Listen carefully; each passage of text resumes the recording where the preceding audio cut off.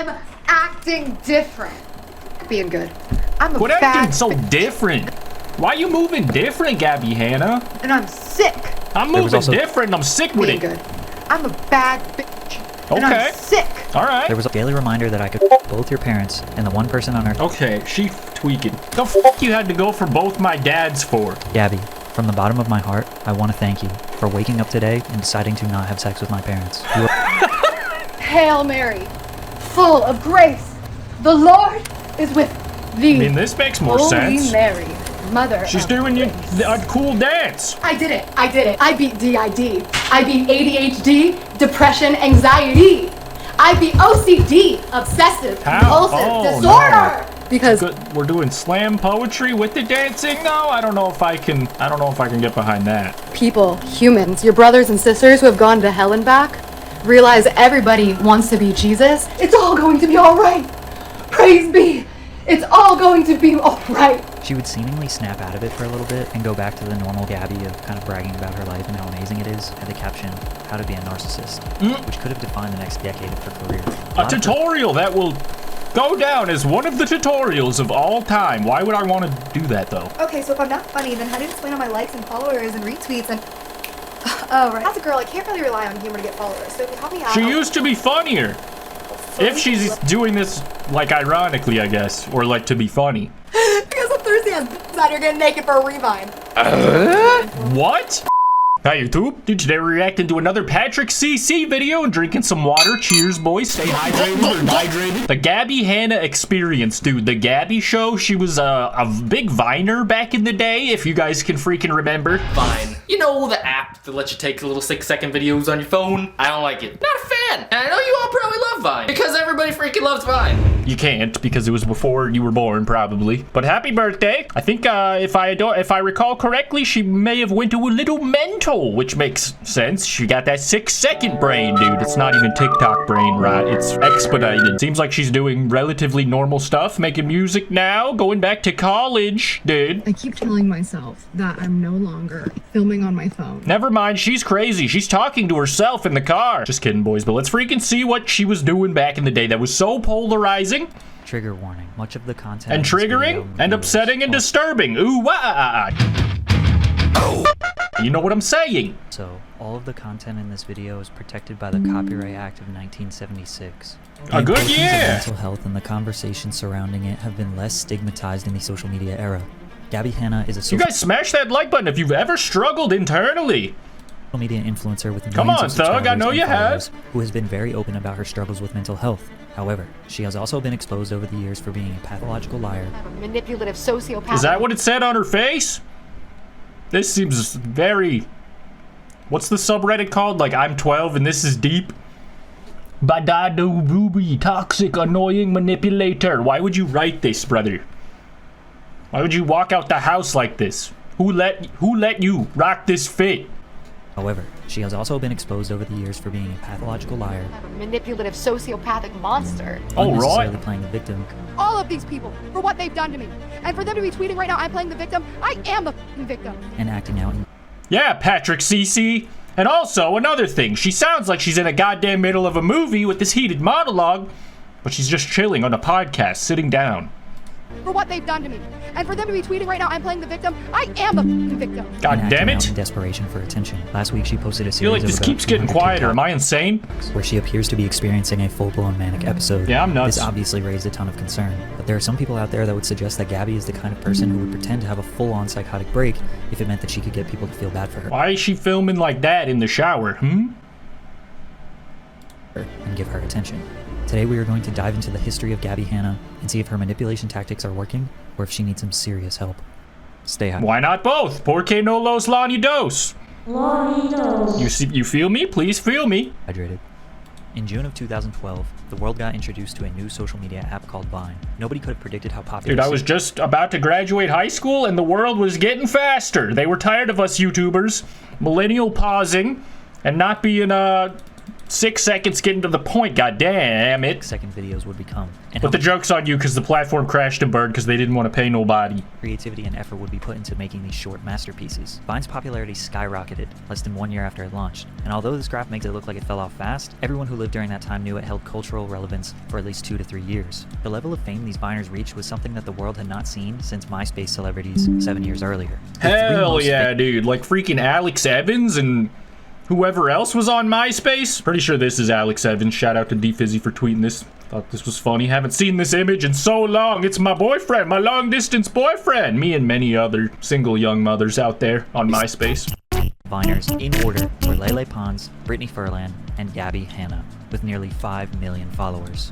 Gabbie's third Vine ever uploaded had the caption, "How to be a narcissist," which could have defined the next decade of her career. A tutorial that will go down as one of the tutorials of all time. Why would I want to do that, though? Humor that made her popular could be summarized as 20-something girl who is ironically self-obsessed and constantly admits her need for validation from others. Okay, so if I'm not funny, then how do you explain all my likes and followers and retweets and... Oh, right. As a girl, I can't really rely on humor to get followers, so if you help me out... She used to be funnier. If she's doing this, like, ironically, I guess, or, like, to be funny. Either way, she used to be funnier. Oh, you are mine. Because I'm thirsty as bitch out here getting naked for a revine. Is that what you're looking for? What? There was people doing that? I was there.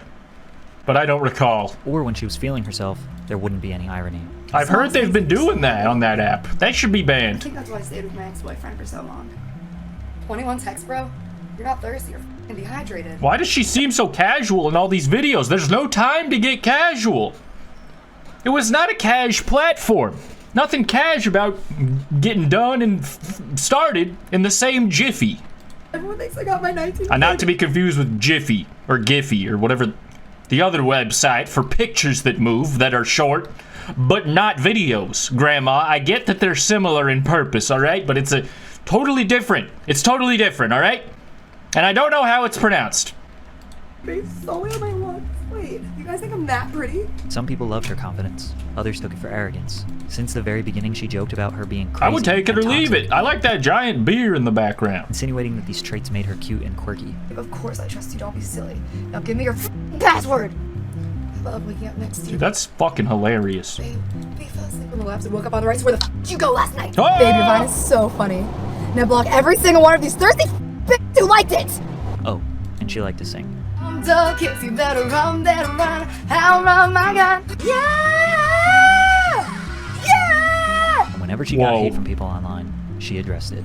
I'm getting really tired of all these girls calling me a whore because I have my boobs in the shot. Deal with a film like this, is this better? Shut up! I have a big nose! I'm a huge slut. I'm not funny, I'm unoriginal, and I'm ugly. Her haters saw her as a narcissist. I'm a huge slut. Touch my Me, button, buy me lonniedos, I pizza, mean. raw XD Tumblr girl personality. During her peak, she was getting 2 to 4 million views on every single post. Now, pursuing a social media influencer career was still a new concept. Most of these creators were not able to monetize their massive audiences. Vine didn't pay them, and sponsors were not keen on influencer marketing. If you want to feel Imagine your not best, being you gotta look keen. the best. Which is why my friends at Manscaped are hooking you up with everything you need. They sent me the perfect package 4.0, and it's filled with the good stuff. First up, the Lawnmower 4.0 trimmer. This is my go-to trimmer that I've been using for the past 6 months. No cut, boom, international. Channel? I'm flattered, I really am, but I can only be funny for 6 seconds at a time. Well, turns out she made a YouTube channel. And she's self-aware, dude. The perfect woman. What happened? The Vine to YouTube pipeline started around 2014. A lot of Viners struggled in the beginning because keeping people's attention for 6 seconds versus multiple minutes is drastically different. However, Gabbie was one of the success stories. The 24-year-old starting uploading vlogs, makeup tutorials, and her famous storytime videos. Her fans admired her charisma, bubbly and silly personality, while also being able to laugh at herself and point out her own flaws. She seemed balanced, but knew how to exaggerate her stories in the perfect way.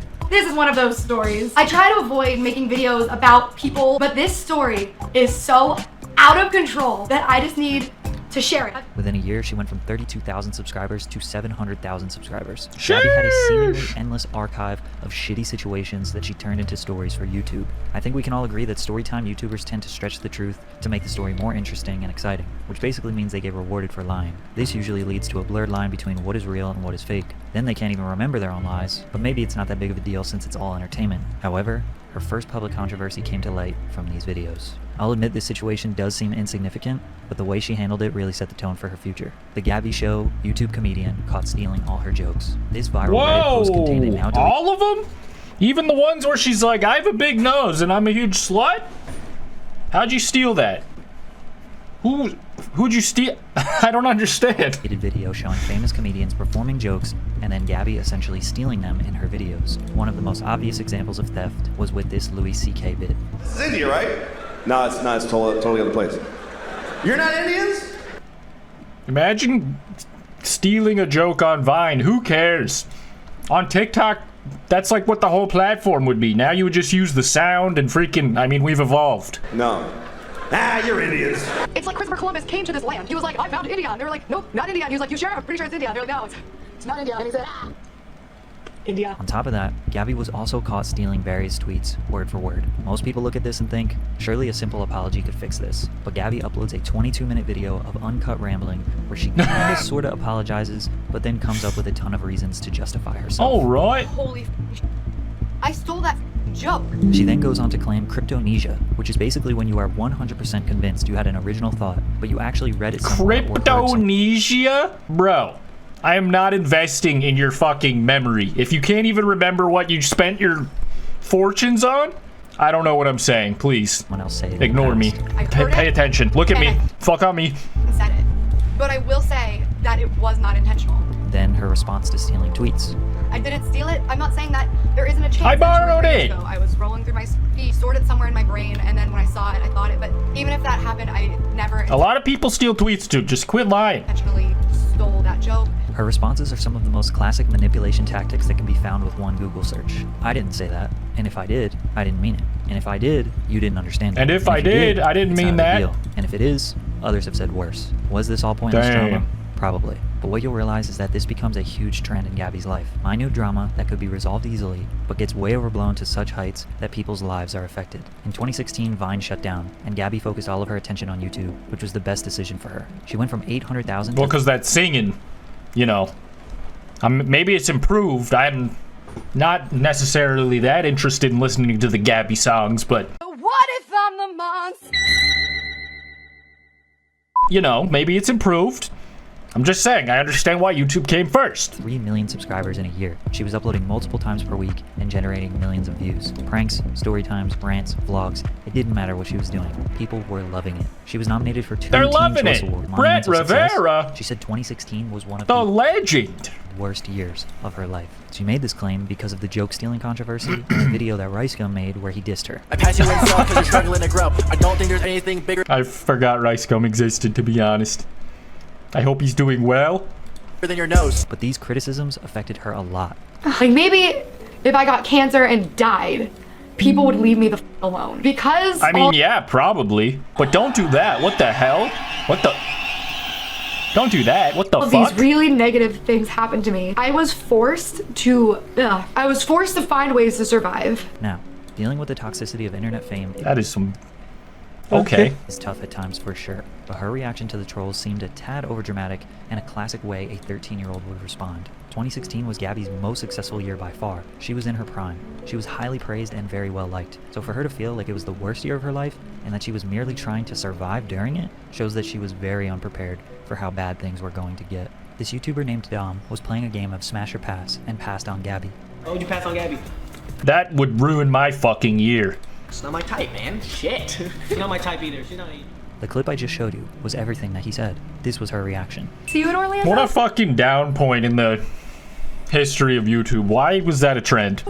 Many months later, she confronted him about it. Let's talk about it. Let's So talk. you passed me. I did. So you mean to tell me that if tonight we got a little bit drunk and I was like, hey, I'm really interested in you. You think you're out of my league? Oh man, that is cringe. Come on, you didn't mean that video where you said you wouldn't, that you don't love me physically, that you couldn't, that you wouldn't, that you find me unattractive, and I'm saying in the right light, since we're here, you know. I'm just saying. That's weird. I don't say you're out of my league. No. Now you just watched the story unfold. This is how she remembers it today. So before I met him, he played a game of Smash or Pass publicly on YouTube, and when my picture came up, he dehumanized me and demeaned me. It's not my type. You know, like a misogynistic, disgusting piece of shit who acts Holy shit. as if he couldn't have a chance with me anyway. So at a party, he approached me like nothing was wrong, and I confronted him about it. And I said I didn't like that, and he was like, oh, come on, it's just games. And I said, well, you're too short for me to Almost 100% of what Gabbie said in that clip was a lie, but really just goes to show that she cannot handle the idea that someone may not like her. Hey, RiceGum, I just challenged you to a live battle on Snapchat. Would you do it? Live rap battle. Why would you do it? Okay, so update. Sorry if it looks like I'm crying. RiceGum didn't think that joke was very funny, and he hit me in the middle of a party and shattered my phone. I can show you that in a sec. And let's say, because I don't have any photo evidence, just like eyewitnesses of him grabbing me, holding me down, and hitting me, and like twisting my arm, he still shattered my phone.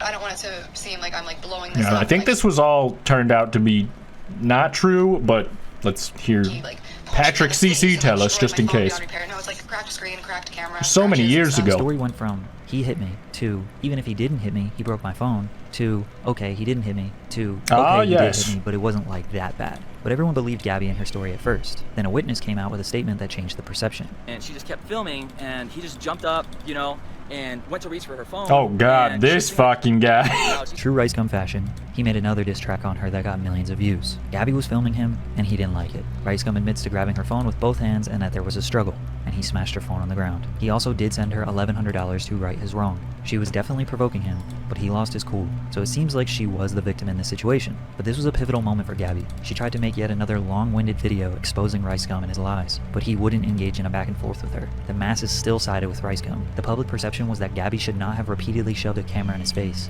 and that RiceGum's actions were justified. She would say many years later that this situation ruined her. Because I haven't been able to be myself since like RiceGum assaulted me at a party and everybody sided with him and then he made a music video about it. What do you mean I start drama with people? Like, where? I don't do that. And I realized it all goes back to I just made up this really serious accusation that that people took seriously. You know? Like that situation. I never drama, considered that like starting drama. This is like a real. real disconnect that I had from the rest of the internet, I think. But Gabbie kept it pushing. She released a poetry book called Adultolescence in Oh, mid-2017. brother. The book, quote, touches on a wide range of topics. Most of her poetry can be summarized as, I'm 14 and this is deep. But she was still crushing That's what I'm saying. I mean, every video she posted got over 1 million views. Sometimes even 3, 4, 5 million. The love definitely outshined the hate. And she had the most valuable and die-hard fan base of them all. Teenage girls. Many of us know that celebrities who have mostly young female fans are the most loyal, cult-like, and sometimes toxic fan bases of them all. So no matter what Gabbie did, they were riding for her. Gabbie had expressed her love for singing for a long time, and she made a ton of videos that showcased her singing abilities. But she never wrote and recorded an official single to release as an artist. That changed on September 6, 2017, when she debuted Out Loud on her YouTube channel. The song was beloved by her fanbase. It was a high-quality, professionally produced single, like something you might hear on the radio. Now at almost 5 million subscribers, Gabbie had a lot to be proud of, and now a seemingly promising music career. She dropped another song, Satellite.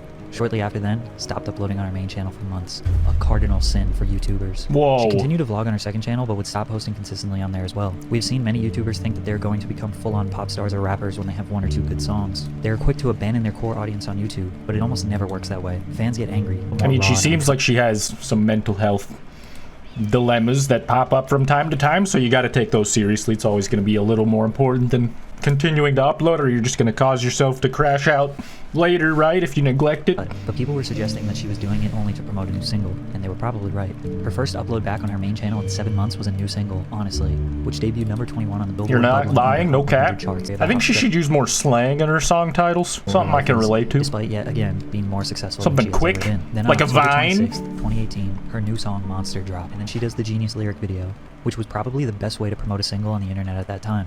So what if I'm the monster that's been here Oh, all man. along? But it did not go her way, and the memes started rolling in. If I'm the monster, What the fuck? I mean, I don't know if it even sounds that bad, but I'm not I don't know how to judge singing, dude. It sounds loud. And like her. I don't think I can accurately explain how massive this meme was, but it was everywhere, and this is probably how most people discovered Gabbie. It was easily her most viral moment. Gabbie made a reaction video to the memes in arguably the worst way possible. First of all, the merch. Gabbie putting desperate for attention on a t-shirt is her way of sticking it to the haters, just like her early vines. She tries to use these ironic tactics to deflect, but you can still ironically wear a t-shirt that says desperate for attention and be unironically desperate for attention. Then she tried to prove to the viewer that she could actually sing. So when I went in that day, I was super sick, and you can ask the Genius guys because I was blowing my nose in between every I'll take. ask So I feel him. like I was really shaky on that. I wish I All had right. just been like, in my Yeah, I'll head ask that him. you Don't stay worry. and Next time I see him, I'll just let Then she reacted to the memes that she thought were funny, and she did the thing where she's trying to deflect the criticism that she is inevitably going to face in the comments. Also so ready for all the comments of people saying, look at her pretending to be laughing. She's fake laughing so hard. Because every time I laugh at a hater, people say that I'm fake laughing. Oh my god, wait, I need to pretend to be crying What's so funny? Why are you laughing? for the thumbnail. Gabbie was seemingly hurt by the memes. Her trying to predict the criticism that she's going to get is her way of deflecting it, or trying to diminish it. Kind of like when somebody is trying to convince you how much they don't care about something, the more they talk about it, the more you start to realize how much they care. But this virality actually inspired her to jump back into being a regular YouTuber in 2019. She started making cleaning videos, which became a new fan favorite. She showed how filthy her living situation got over the past few years, and was documenting the process of making a positive change in her life while sharing stories with the audience. She wasn't over the top charismatic, but the videos were comforting and realistic. It felt like a new beginning for the community. She also released her debut album, Two-Way Mirror, which peaked at number 5 on the Billboard Top Emerging Artist chart, on top of a number of new music videos that generated millions of views. So after quitting YouTube for over a year, successfully coming back and satisfying her audience, and releasing a ton of music that was well liked, surely she wouldn't mess it up again. But she did. Definitely not. And this time, it was permanent. Wait, If what? somebody tells you that somebody has an STD, an incurable STD, Wait, what? Where are we going here? it comes from a close friend of theirs, a source, and then you find out that a friend of yours is sleeping with them, is it wrong of you to say, hey, just so you know, I've heard this, don't know if it's true, but this person told me, talk to them about it, ask about it? Is that f***ed up? I'm just genuinely curious. So It's more fucked up to probably talk about it out loud on your story. What the fuck are you doing? provide some context. Trisha Paytas, popular creator online, is extremely problematic herself, but in this case, not so much. She starts dating Jason Nash, a member of the Vlog Squad. Gabbie texted him and said, Trisha has herpes, so if you had sex, now you have herpes. Then Trisha uploads a long video, livid about the situation, since she didn't even really know Gabbie. She seems fine. I actually don't even know the girl. I don't know her. I've met her on 2 occasions for seconds. Like, I've talked to her for seconds. She's reached out to me a bunch of times. When she confronted Gabbie in the DMs, we get some classic deflection. First of all, I didn't tell Jason you had herpes. I told him a very close person to you told me you did, and I told him. Gabbie claims one of Trisha's close friends gave her this information, and Gabbie was just being a good friend to Jason by informing him. Most people look at this and say, well, if you're going to make a claim like this, you need to ask more questions. Cite your sources. Who told you this information? Or maybe just mind your business in the first place. I mean, we were talking about a 28-year-old at this time. Using the someone who knows you told me this argument, I don't think I've heard that one since 9th grade. But after both sides ranted, sent long text messages and claiming they don't even care, Gabbie never apologized or admitted that she did anything wrong, and people started looking at her differently.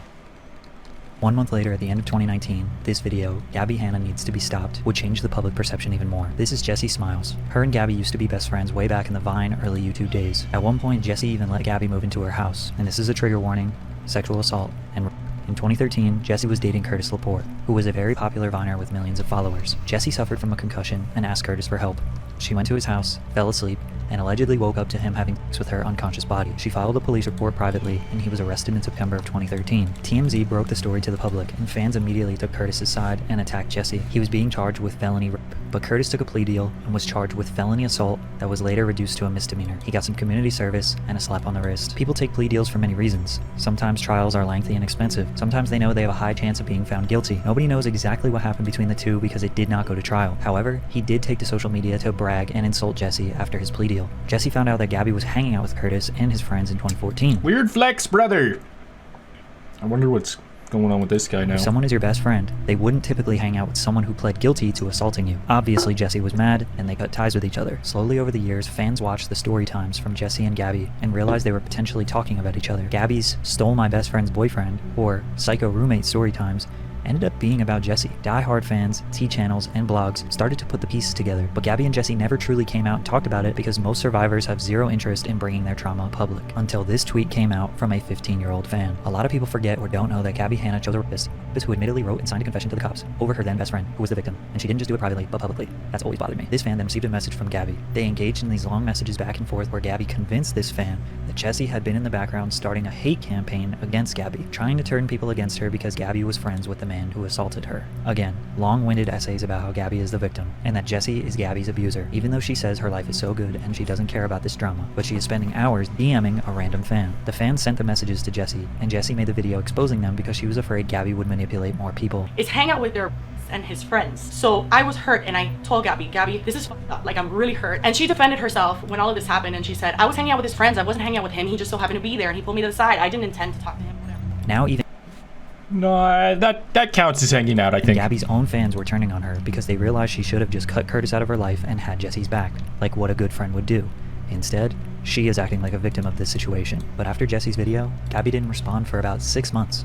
The day after her response, she dropped a new song. Her response to the drama was just more playing the victim, but she does say, I have zero association with Curtis Lapore. Gabbie says that her and Jessi's fallout is something totally separate and private, but Jessi says, no, Our fallout is because you are a, quote, apologist, which is basically someone who shows more concern to the predator rather than the victim. Gabbie has accused Jessi of being abusive, manipulative, narcissistic, conniving, hateful, evil, and although she says she would never defend Curtis, she has never once said anything bad about him. Plus, Curtis himself even said that Gabbie reached out to him and told him how sorry she felt for him. Like, no matter what I say or do, it's you're the victim, you're a martyr, you're trying to pretend you're somebody, you're ignoring it, so that means you're this, like, no matter what action I take, it's just, you're a bad person, you're manipulative. You literally want me to disappear, and so do I. So, like, this is where things got really, really bad for Gabbie. Addressing the drama did not boost interest in her song Bad Karma. Ironic. Her views started dropping. Her music wasn't selling. People were fed up. She started blaming everyone but herself. Because I'm collecting all of the data and the evidence that my music videos, The Last House and Bad Karma specifically, that I can prove right now, were shadow banned and like hidden from my audience. I'll admit, YouTube is extremely The shadow ban word, dude, I don't know if that actually happens anywhere. Except maybe on Twitter. I have seen people actually not show up when I type in their name properly written out, all the letters, and they just don't come up. So I guess that counts. But it's usually like if you're posting risky content, I guess. Frustrating. Even I have troubles with monetization, censorship. It's not a perfect platform. But she was talking about the performance of a music video. Music is subjective. Sometimes even your own people don't like your song. Like the pain you feel when that thing like fails, just as like a creator and an artist, is like an ego hit, and like you get your hopes crushed and like your expectations crushed. And that, like, when I told him that I was literally on the brink of suicide from what was happening to me, because like threatening self-delete because of a low music video performance. At the end of the day, you just gotta keep it pushing. It's a roller coaster. We all have ups and downs. She kept releasing music, still way better than your average artist. So a month goes by and she decides to bring up some drama again. You're gonna talk Yeah, about I mean, you can really relatively get this problem where you're just unhappy no matter what, because it's if the numbers go lower, which they inevitably will at some point, you're just setting yourself up for unhappiness. You just have to go with the flow, man. Health as I'm having a mental breakdown because you gaslighted and mentally abused me for months, and now I'm talking about it and I'm losing my mind. To have the audacity to question somebody's mental health and mock them while they're having an emotional breakdown because of what you did, you narcissistic abuser piece of shit. Now, she does have a little bit of a point here. Nobody wants to mock somebody's mental health. But remember when she was DMing that fan about Jessi? Well, she mocked Jessi for being on medication. She's called me so many times saying she's been on meds and is better now and was sorry for everything. When I have never called Gabbie Hanna and said, hi, I'm on medication, I'm so sorry for everything, I realized I was wrong. You know, you're always talking about mental health and therapy and, you know, how you've gone through your journey with that. Like, it's so weird to me that you would bring up someone else's medication that they talk to you about in private. But despite Jessi being attacked by Gabbie's that's pretty rude. She decided to leave it alone. So it fizzled away for a little bit. At the end of 2020, Gabbie entered her super chill stoner character arc. She did story times, dropped some more music, but her views just kept going down. Oh god, she could have ended up like this lady. Took a little bit of ice, a little bit of shrooms. Oh god, I've never heard the full song. Just talk, or was it? But I guess this is still music. Similar path. But it looks like she might not have a home, so Gabbie Hanna kinda up. It's all relative though. We going down level 2. Shit. Don't worry, her life was amazing. Dude, I have such a good life. Like, I love my life. I have a sick life, a sick place to live, I have a sick boyfriend, I have sick friends. Like, I have so much sick in my life. Gabbie vlogged every day around Christmas of 2020, and then took a break from social media for 4 months before returning in April. At this point, it had almost been a full year of drama. Her return to YouTube and TikTok was strange. I'm back, bitches. And I don't want to hear. Too bad. I'm acting different. Being good. I'm a Quit bad acting so different. Why you moving different, Gabbie Hanna? Why'd she change her name from GabbieShow? It's kind of giving this energy. King, I'm moving different. This shit ain't nothing to me, man. I'm a dog. I'm biting the fart bubbles in the bath. We smoking symbiote. Smoking that Whoopi Goldberg South Egyptian Fur Burger Deluxe Mega Millions. Okay, I don't know about that part, but yeah, you know what I'm... And I'm sick. I'm moving different and I'm sick with it. Good. I'm a bad bitch. And I'm sick. All right. There was also this tweet. Daily reminder that I could fuck both your parents and the one person on earth. Okay, she tweaking. The fuck you had to go for both my dads for? Not cool, Gabbie. That you love, but choose not to. I love you all. Have an amazing day. Gabbie, from the bottom of my heart, I want to thank you for waking up today and deciding to not have sex with my parents. You are such a good person for choosing not to do that. Like, what did she want people to say to that tweet? Thank you, dude. Woo! What too much ayahuasca does to a motherfucker. Enjoy. June of 2021, things were about to get wild. Gabbie did a BuzzFeed interview called Why Is Everyone So Mad at Gabbie Hanna?, where the 30-year-old essentially blames Jessi Smiles, drama channels, Twitter accounts, trolls, and everyone but herself for the low performance of her music and YouTube videos. When the interviewer asked about the Curtis Lapore and Jessi situation, she said, "Who didn't I apologize to? I gave Jessi Smiles an apology. It feels like I'm always dishing out apologies and I've never once received one, and that to me feels a little chaotic. I have personally never seen the words 'I'm sorry' come out of Gabbie's mouth without having 'but' come right after it. I'm sorry, but." Now Gabbie's stans are barraging Jessi in attempts to get her to see this article, making her relive the most traumatic experience of her life. And after going 1.5 years without saying anything, this was the straw that broke the camel's back. Jessi released a private phone conversation that her and Gabbie had, where Gabbie admits to, And then I told him, why would you listen to him? Why would you listen to him? Like, really? Why would you? He, like, even... But for what? Just say, no, sir, thanks. Like, fuck you. Like, even though she's not my friend, I don't want to hear how you think you did it for her. Who cares? Like, just hang up. Fuck him. Don't, like, literally fuck him. I agree. Yeah, I agree. But like when he said that. But I just wanted to, you know, handle the situation the way I saw it fit, and you know, get some closure for me. Yeah, huge L, bozo. So why is this a big deal? Again, if you're my best friend and you tell me this person assaulted you, I'm riding for you. I don't even care what they have to say, especially after they were found guilty by a judge. But that's just how I roll with my best friends. I don't know about y'all. This 3-hour phone call was If you are leaked. All of the found fans noticed how guilty, manipulative. we don't have to cop pleas anymore. We legally do not have to do these mental gymnastics. I know that it's fun for you. Maybe that's a dilemma for another day. We smoking dung beetle. I'm on 12 Vicodins smoking on Scooby-Doo dick. What did he mean by that? And toxic Gabbie was. Using and siding with Curtis that day, and yet you are fighting the whole internet, using my trauma to do it, and saying this never happened. That is the apology behavior that I pursue. Yeah, I'm gonna level with you. You sound like a real piece of shit here. Did you used to be a piece of shit? Oh, yeah. Gave you for. So if everyone wants to call you a apologist, I'm So why are you talking about it in 2020? Why are you talking about it in 2020 then? Because you are. Jessi, what are you talking about? You did this. Do you not realize that you did this? Do you not truly see that everything that is happening right now is a direct result of what you did? This is victim blaming. In every way. In light of Jessi releasing a phone call, Gabbie uploaded a video called Confessions of a Washed Up YouTube Has-Been. In this video, she gives an update for her fans. I love when people are self-degrading, but like there's no punchline. I love when people just talk down on themselves. It's awesome. It's so fun. It's awesome. Everyone loves it. Pity parties. Releasing a multi-part series. It's got party in the name, dude. How could it not be fun? Addressing every controversy she has ever been in the past few years. She prefaced us with some information that this series was filmed before she started treating her ADHD, which some people look at her as essentially deflecting some of her behavior on this disorder. Also in that BuzzFeed article, she said, if you find out that you have not been treating something important your whole life, maybe you should be like, oh shit, I haven't been treating this my whole life. I should rethink some shit. Of course I was a f***ing asshole. I have a neurological disorder that was unchecked, and I wasn't taking care of my mental health. So no, it's not an excuse for anything. It seems like she was maybe trying to get people to feel bad for her for not taking care of her mental health, even though she's 30 and like probably should be handling those things. Chapter 1 was about stealing jokes and the RiceGum controversy. Like if you know you have mental health something and you haven't been to a doctor and you're 30, it's time to go. I'll be the one to tell you, time to go, to at least see what's up going on. Chapter 2 was about the Bianca controversy, which is the one time where I believe Gabbie was actually targeted. Gabbie made a video called Also, if I got a RiceGum diss track on me, that would do a number on my mental, and I'd have to return to therapy like an adult. And I'll let them know exactly what happened, and they will not know what to say, guaranteed.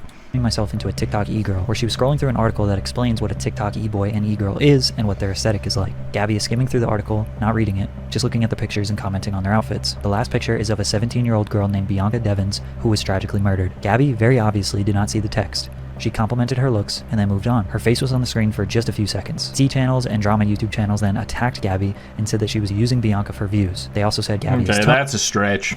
That just seems like they're dogpiling on her because everybody already dislikes her, and for good reason, but is not one of them. Tone deaf and needs to blur Bianca's face and is shamelessly profiting off of a young girl's death, but these T channels were using Bianca in their thumbnails. Gabbie cut the part out, apologized to the family, made an official public apology, and the Devins family issued a statement saying that they were not upset with Gabbie. We just want to say that we were not offended by it at all. We didn't see anything wrong with what she did. She Googled e-girl and pulled up a picture of Bianca. Yes, there was an article about what happened to her. Simple mistake. It was a simple mistake. There was nothing disrespectful about it. We didn't feel disrespected. The T channels never said sorry or admitted that they were wrong. That's all that and it's matters. pretty clear that most of them were using this poor girl as a pawn for their drama. Chapter 3 was kind of just addressing a lot of different controversies. Chapter 4, in my opinion, is extremely long-winded and not really that important, but in short, Gabbie was working on a YouTube Red show, Escape the Night, and everyone said she was a nightmare to work with. It's a YouTube premium show now. I don't know if they still make shows, but she even admits that she sure was it a was nightmare to great. work with, but somehow was still a victim of bullying. Good. Like, I was just unprofessional. Dude, a lot of people have a lot of stories about me being unprofessional. I promise you that. Like, there's I'm no unprofessional. It's kind of my thing.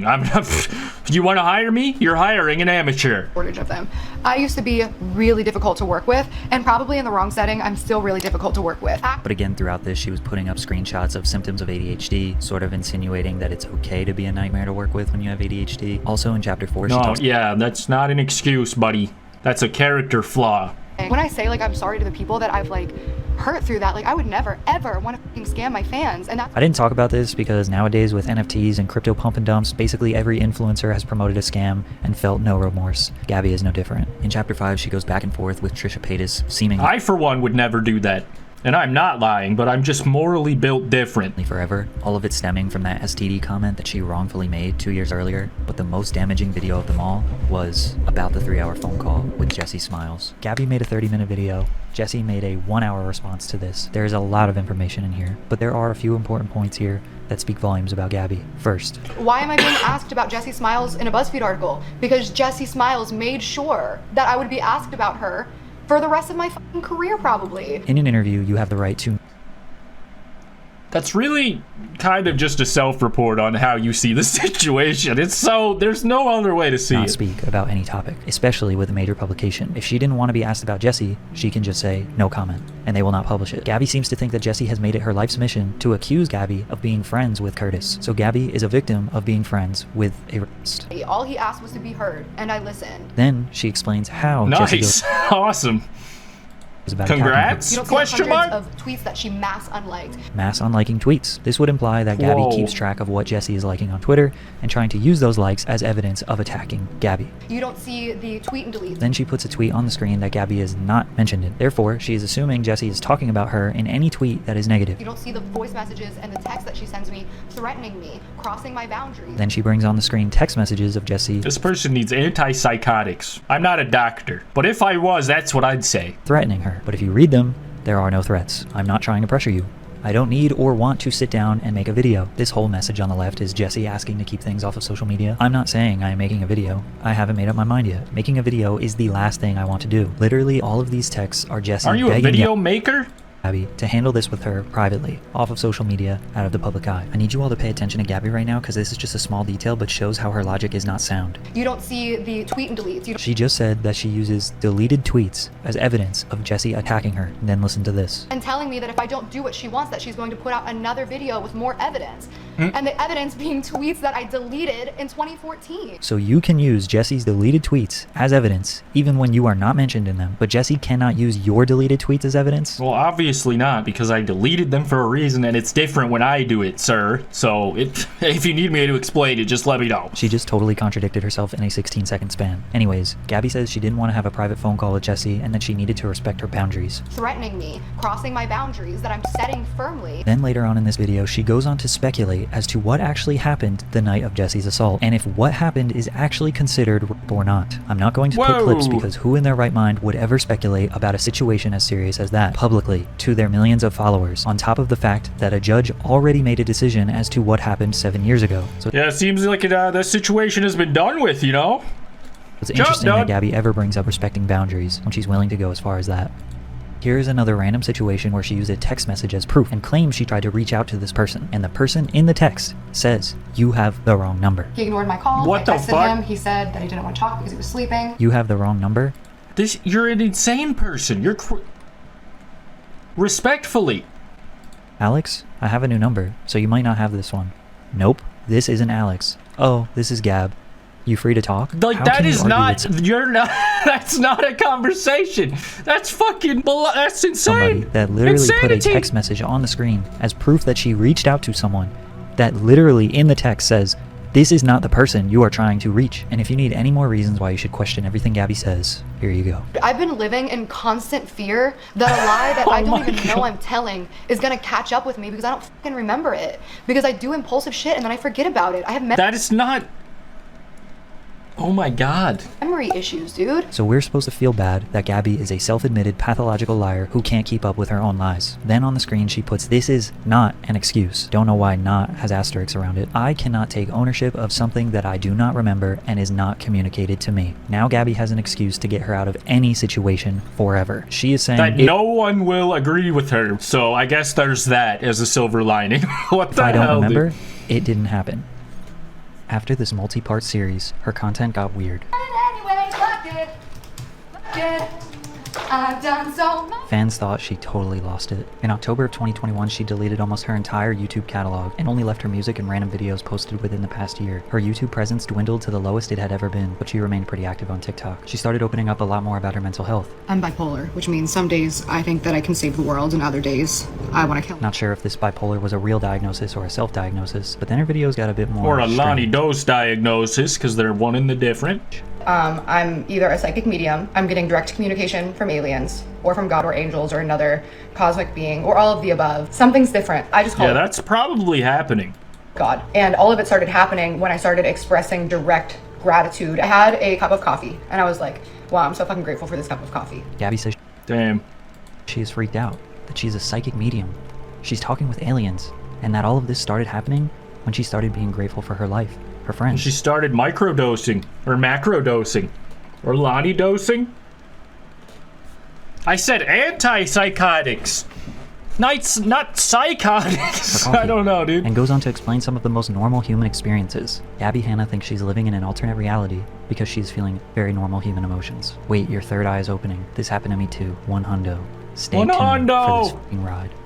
And just last Open week, up your Gabbie third would go on to eye. The post- government's corrupt. Open your third eye! The government's corrupt, yo! Open your third eye! Open your third eye! Real hip-hop!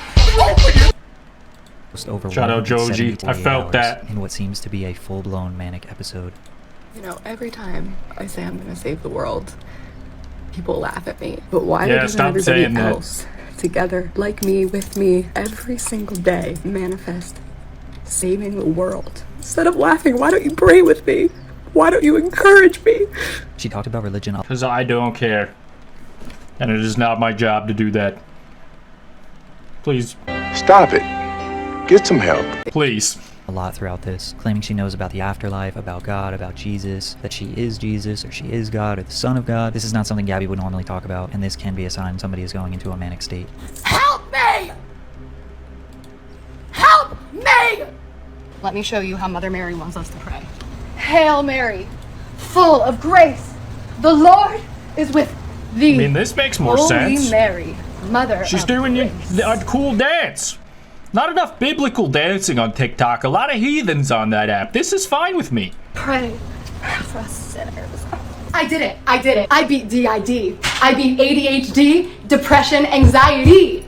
I beat OCD, obsessive compulsive disorder. Because we're doing slam poetry with the dancing though. I don't know if I can get behind that. people, humans, your brothers and sisters who have gone to hell and back, realize everybody wants to be Jesus. It's all going to be all right.